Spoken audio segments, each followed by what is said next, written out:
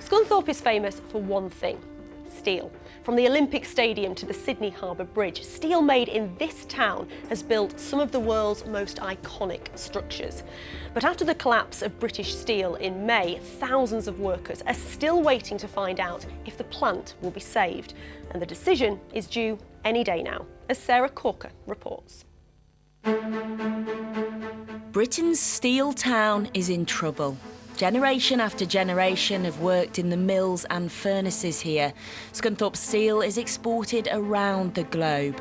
But not for the first time. This industry, this town, is fighting for its future. We've been in this situation since about 1981. But obviously we've rode those times, but for this time it felt very different. We was at the edge of the abyss.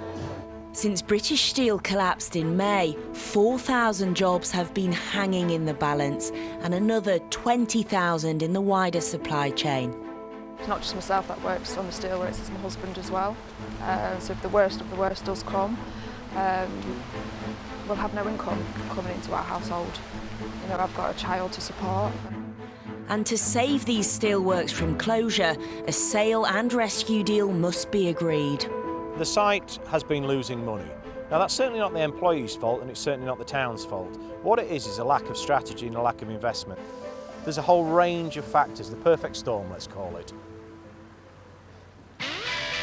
Change today, boys, win today. Come on! First win of the season, fortunes are changing. Tony Gosling is a fourth-generation steelworker and passionate football fan. Every Saturday, he goes to the game with his sons and father. Bryn, Cole, Dylan. Handing out season tickets to the family. I started watching them proper in 1975-76 season. A lot of past and present steelworkers are still coming to the games, and hopefully future steelworkers are still coming to the games. The club's even nicknamed the Iron. Football's been part of my life for so long that it is my escape mechanism, it is my release. Come on! Whatever's going on in the world, I try not to think about it. Steelworkers have had months of uncertainty, not knowing if they'll still have a job at the end of the year. Both Tony and his wife work for British Steel. We've had turbulent times in the past, and what the steel community wishes for this time is that we have a company that comes and invests in the site, in the plant, and gives us a long-term future, because we want to be here for another 100 years of steel making in Scunthorpe. 20,000 out of 62,000 are directly employed in steel. Since the war, the population's increased by a quarter.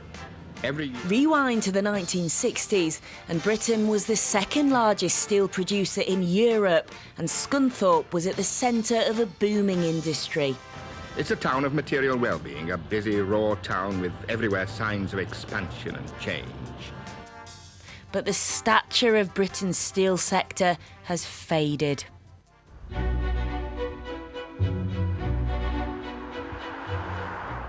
The four blast furnaces are nicknamed the Four Queens and loom large over the town.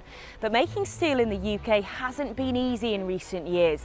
High energy costs and business rates have meant it's hard for the Scunthorpe plant to compete with other European steelmakers.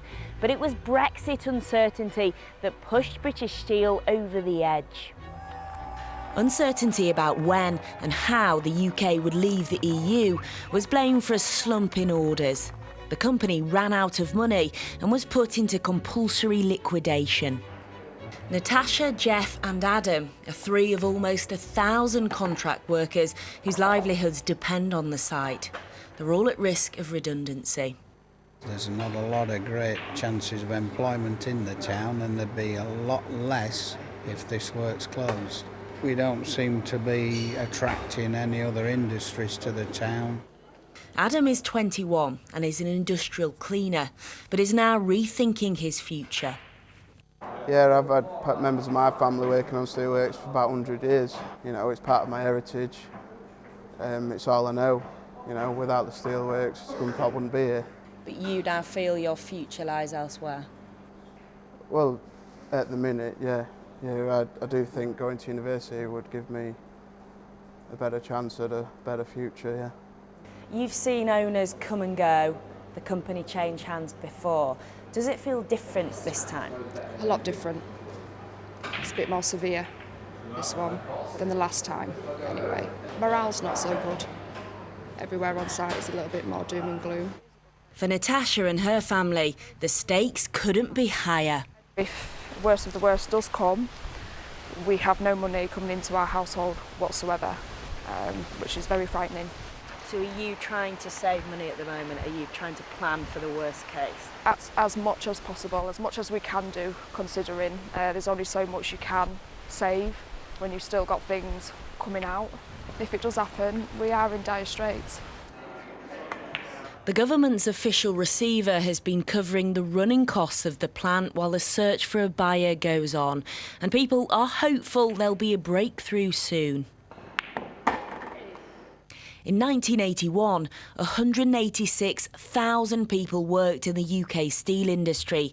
That's compared to just 32,000 last year.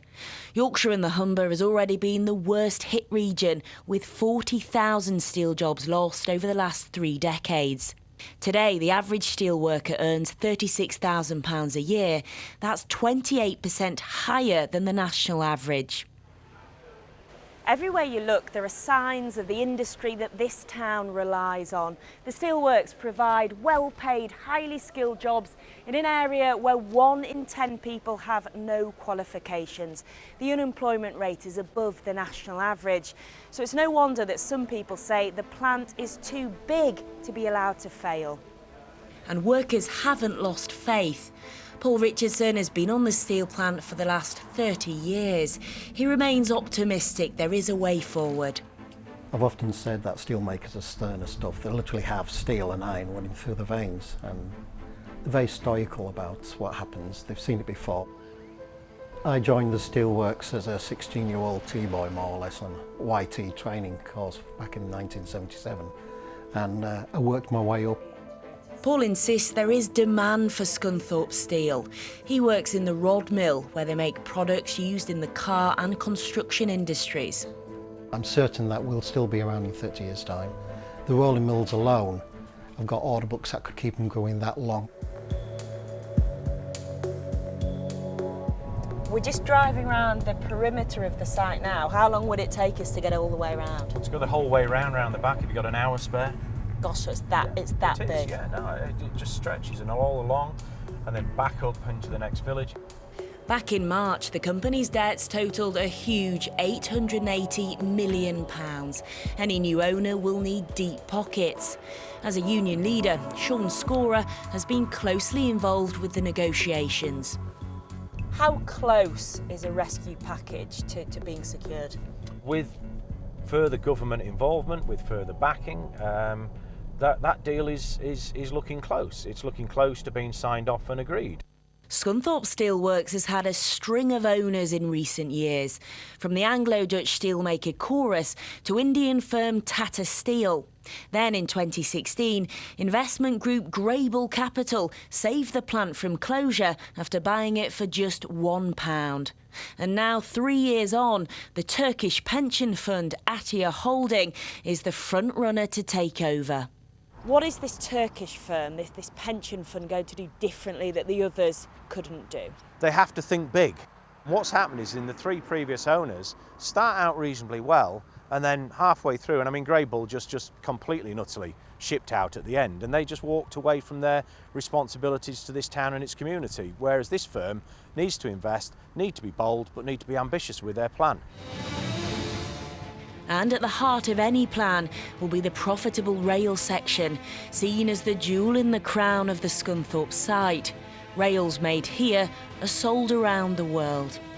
And ask any Scunthorpe steelworker and they'll tell you this business can once again rise from the ashes. The people of Scunthorpe and the community of Scunthorpe really cares passionately about its steel industry. The blast furnace have dominated the skyline for over 100 years. But on and off the pitch, the glory days seem a long time ago. The steel industry can be just as unpredictable as Scunthorpe's football team. But insiders say a takeover deal is edging closer, and this entire community depends on it.